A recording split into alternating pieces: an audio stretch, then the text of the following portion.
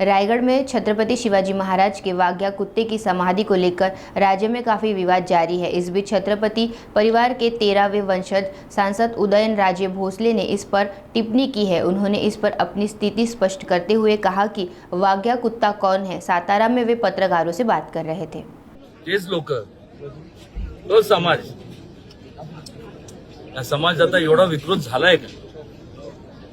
आणि युगपुरुषांचं साठी अवमान किती काळ आपण सहन करून घेणार आहोत?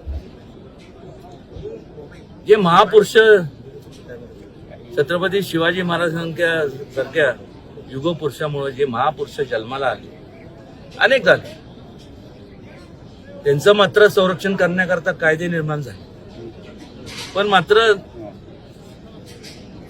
छत्रपती शिवाजी महाराज, संभाजी महाराज, राजमाता जिजाऊ अनेकदा मी सांगून सुद्धा व्यक्तिशः माझं मत नाही, सर्वांचं मत आहे. इथं अगोदरच व्हायला पाहिजे होतं.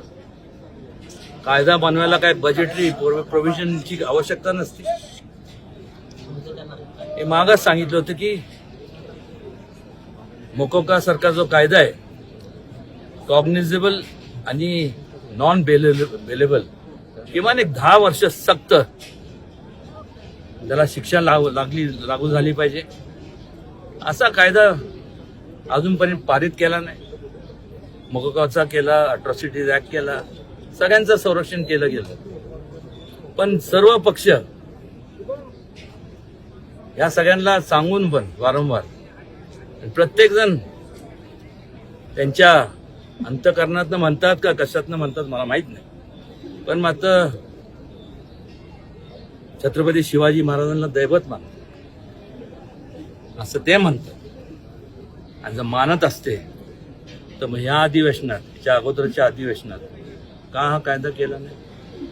अजून वेळ गेली नाही का? त्यांना म्हणजे त्यांचा अवमान व्हावा असं लोकप्रतिनिधी आहेत, त्यांना असं वाटतं का? मला तर वाटत नाही. पण ते त्यांच्या कार्यपद्धतीतनं त्यांनी सिद्ध करून दाखवलं पाहिजे ना. कायदा पारित केला पाहिजे, अस्तित्वात आणला पाहिजे, तरच हे संपूर्ण सगळं थांबणार. आणि साधारण 60 दिवसाच्या आत लवकरात लवकर त्याच्यावरती संपूर्ण जे काय त्याला म्हणतो हे करून त्याच्यावरती संपूर्ण फास्ट ट्रॅक कोर्ट असतील किंवा ह्याच्यातनं त्याच्या माध्यमातून संपूर्ण ट्रायल झाली पाहिजे. त्याचबरोबर आधारस्तंभ छत्रपती शिवाजी महाराज, आधारस्तंभ संभाजी महाराज, काय बोलायचं? ज्या आधारस्तंभ, ज्या युगपुरुषांमुळे महापुरुष जन्माला आले, त्यांच्या स्मारकासाठी अनेक तरतुदी मोठ्या प्रमाणात करण्यात आल्या, पण साधं एक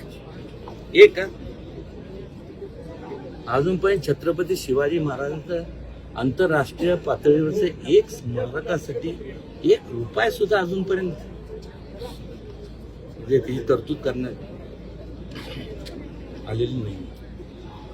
समुद्रातलं स्मारक रखडलं ना. एक मिनिट, त्याला तरतूद झाली. मला बोलायला बोलाल. आणि एवढंच नव्हे तर छत्रपती शिवाजी महाराज, संभाजी महाराज यांना तुम्ही आधारस्तंभ म्हणून मानता ना, युगपुरुष आणि ते अजून शासन मान्य इतिहास त्यांचा प्रकाशित झाला नाही. पण त्यांच्यामुळं जे महापुरुष जन्माला आले त्यांचा मात्र शासनमान्य इतिहास प्रकाशित झाला. चांगलंय, पण तुम्ही मूळ पुरुषालाच विसरला ना. जे मूळ पुरुष जर